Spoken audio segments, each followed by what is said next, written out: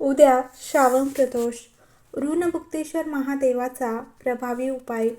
श्रावण महिन्यातील भौमप्रदोषचा हा दुर्मिळ प्रसंग कर्जमुक्ती, धनवृद्धी आणि जमिनी संबंधित समस्यांपासून मुक्ती मिळवण्यासाठी सर्वोत्तम मानला जातो. भगवान शिव आणि मंगळ देवाच्या आशीर्वादाने भक्तांना त्वरित कर्जमुक्ती मिळते. ऋणमुक्तेश्वर महादेव पूजा. प्रदोष काळात पाण्यात थोडे लाल चंदन, गूळ मिसळून शिवलिंगावर अभिषेक करावा. त्यानंतर शिवलिंगाला 21 मंदार म्हणजेच आगची फुले अर्पण करावीत. कर्जमुक्तीसाठी भगवान शिवांची प्रार्थना करावी. मंगळ, शांती आणि दान. पूजेनंतर एका तांब्याचे नाणे, लाल मसूर डाळ, गूळ आणि एक लाल फूल कापडात गुंडाळून मंदिरात किंवा गरिबांना, गरजूंना दान करावे.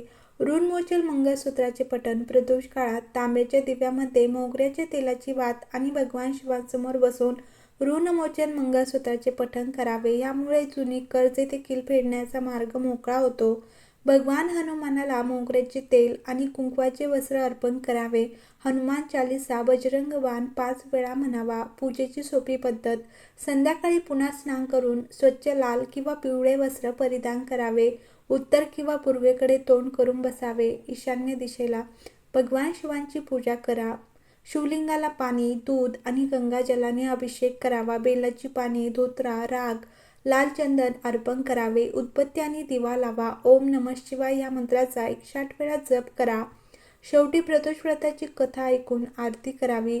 या विशेष प्रसंगी उपवास केल्याने तिन्ही देवतांचा आशीर्वाद मिळतो असा विश्वास आहे. शिव आणि पार्वतीची पूजा केल्याने जीवनात सुख शांती लाभते. भगवान हनुमानाच्या कृपेने अडथळे दूर होतात. मंगळागौरी उपवासामुळे वैवाहिक सुख आणि सुदैव वाढते. श्रावण महिन्यातील भौमप्रदोष दिवशी मंगळवारी उपवास करण्याचा हा दुर्मिळ योगायोग भक्तांसाठी एक विशेष प्रसंग आहे. शिव, पार्वती आणि भगवान हनुमानाचा प्रचंड आशीर्वाद मिळतो. जेव्हा प्रदोष उपवास मंगळवारी येतो तेव्हा त्याला भौमप्रदोष म्हणतात. ज्योतिषशास्त्र आणि धार्मिक श्रद्धांनुसार मंगळवार हा मंगळ ग्रहाशी संबंधित आहे. प्रदोष उपवास भगवान शिवांना समर्पित आहे. भगवान शिव आणि मंगळ ग्रहाशी संबंधित समस्यांचे निवारण करण्यासाठी भौमप्रदोष महत्त्वाचा मानला जातो. कुंडलीतील मंगळाच्या स्थितीमुळे अनेकदा मंगळ दोषाचा उल्लेख केला जातो.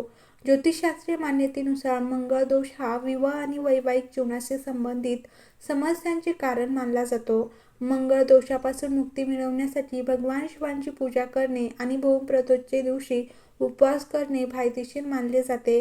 या दिवशी सकाळी स्नान करून भगवान शिव, देवी पार्वतीची ध्यान करून उपासना संकल्प करावा. यानंतर आपल्या क्षमतेनुसार दिवसभर उपवास करावा. मग प्रदोष काळात संध्याकाळी पूजेसाठी शिव मंदिरात भेट द्यावी. भगवान शिवांना पाण्याने, दुधाने अभिषेक केल्यानंतर बेलपत्र, धोत्रा, फुले, फळे याचा नैवेद्य अर्पण करावा. यानंतर शिवमंत्राचा जप आणि शिवचालीसा किंवा शिवस्तुतीचे पठण करावे. इच्छापूर्ती आणि अडथळ्यांपासून मुक्तीसाठी उपाय. भगवान शिवांचा आशीर्वाद प्राप्त होतो असेही मानले जाते. तर ह्या दिवशी शिवांची पूजा केल्याने इच्छापूर्ती, कौटुंबिक सुख शांती, आर्थिक समृद्धी, जीवनातील अडथळ्यांपासून मुक्ती मिळते. मंगळ ग्रहाशी संबंधित समस्या दूर करण्यासाठी या दिवशी भगवान शिवांची पूजा करणे विशेष महत्त्वाचे मानले जाते. भगवान शिव आणि देवी पार्वती यांचे ध्यान करून पूजा करावी. प्रदोष काळात संध्याकाळी शिव मंदिरात किंवा घरी शिवलिंगाला अभिषेक करता येतो. शिवलिंगाला पाणी, दूध, बेलपत्र, तांदळाचे दाणे, फुले अर्पण करणे आणि ओम नमः शिवाय या मंत्राचा जप करणे शुभ मानले जाते.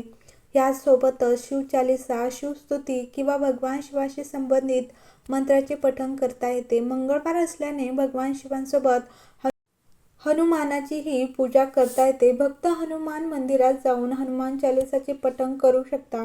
जर तुम्हाला मंगळाचे शुभ प्रभाव कायम राहावे असे वाटत असेल तर भौमप्रदोष व्रत करा. यासाठी हनुमानाची पूजा करावी. दिवसभर उपवास करावा.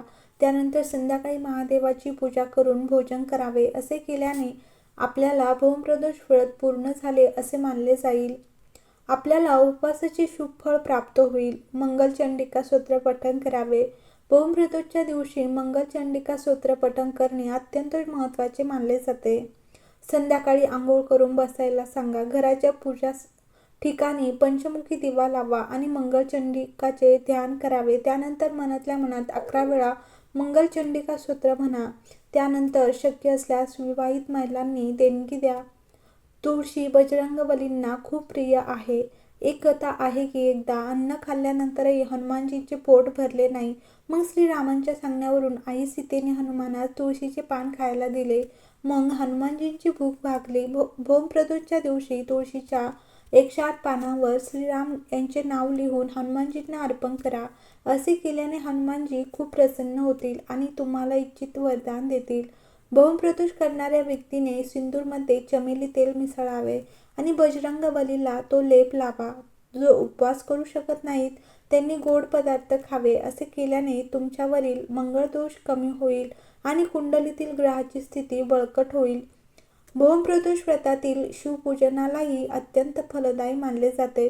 जर तुम्ही हे करू शकत असाल तर या दिवशी 1,25,00,000 वेळा महामृत्युंजय मंत्राचा जप करावा. जर तुम्हाला ते करणे शक्य नसेल तर तुम्ही जाणकार पुरोहितकडून करून घेऊ शकता. असे म्हणतात की असे केल्याने अकाली मृत्यूची भीती तुमच्याकडून संपते. प्रदोष व्रताची कथा. एका गावात एक वृद्ध स्त्री राहत होती. तिला एकच मुलगा होता. तिचा भगवान हनुमानावर गाढ श्रद्धा होती. ती दर मंगळवारी नियमितपणे उपवास करून त्यांची पूजा करत असे. एकदा हनुमानाने तिच्या भक्तीची परीक्षा घेण्याचे ठरवले. एका ऋषीचे रूप घेऊन हनुमान त्या वृद्ध स्त्रीच्या घरी गेले. म्हणाले, माझी इच्छा पूर्ण करू शकेल असा कोणी हनुमान भक्त आहे का? हाक ऐकून ती वृद्ध स्त्री बाहेर आली. म्हणाली, महाराज. हनुमान म्हणाले, मला भूक लागली आहे, मी जेवेन. कृपया थोडी जमीन लिपून द्या. ती वृद्ध स्त्री द्विधा मनस्थितीत होती. शेवटी हात जोडून ती म्हणाली, महाराज, जमीन लिपण्या आणि खोदण्याव्यतिरिक्त मला दुसरी कोणतीही आज्ञा द्या, मी ती नक्कीच पूर्ण करेन. तिच्याकडून 3 वेळा वचन घेतल्यानंतर ऋषी म्हणाले, तुझ्या मुलाला बोलव, मी त्याच्या पाठीवर अग्नी पेटवून जेवण बनवीन. हे ऐकून ती वृद्ध स्त्री घाबरली, पण ती दृढ निश्चयी होती. त्याने आपल्या मुलाला बोलावले आणि त्या ऋषींच्या हवाली केले. ऋषीचे रूप धारण करून हनुमानजींनी त्या वृद्ध स्त्रीला तिच्या मुलाला पाटावर झोपायला लावले आणि त्याच्या पाठीवर अग्नी प्रज्वलित केला. अग्नी प्रज्वलित करून ती वृद्ध स्त्री व्यथित मनाने आपल्या घरी गेली. दरम्यान ऋषींनी भोजन करून त्या वृद्ध स्त्रीला बोलावले आणि म्हणाले, तू तुझ्या मुलाला बोलावच, म्हणजे तोही येऊन भोजन करेल. यावर ती वृद्ध म्हणाली, त्याचे नाव घेऊन मला आणखी त्रास देऊ नका. पण जेव्हा ऋषींनी ऐकले नाही तेव्हा त्या वृद्ध स्त्रीने आपल्या मुलाला बोलावले. आपल्याला मुलाला जिवंत पाहून त्या वृद्ध स्त्रीला खूप आश्चर्य वाटले आणि ती ऋषीच्या चरणी लीन झाली.